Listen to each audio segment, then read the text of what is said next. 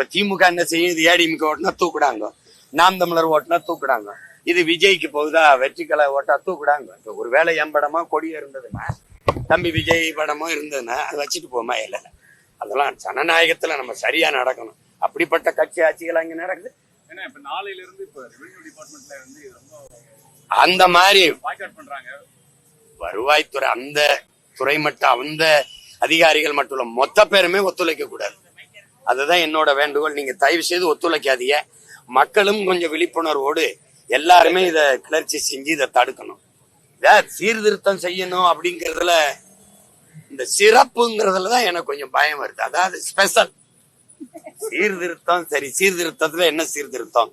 இப்ப நம்மளே என்ன கேட்கிறோம், பிஏபி அரசுகிட்டே கேட்போம். இந்த போலி வாக்காளர்கள், ஒருவர் 2 இடத்துல வாக்கு செலுத்துகிறார், இறந்தவர்களின் வாக்குல நீக்கப்படல, அப்படியே இருக்குங்கிறத நீங்க இப்பதான் கண்டுபிடிச்சிடலாங்கிறத என் கேள்விக்கு யார் பதில் சொல்லுவாங்க? நீங்களே 10 ஆண்டு இருந்துட்டீங்க, இப்ப 12வது ஆண்டு முடிவுற போகுது.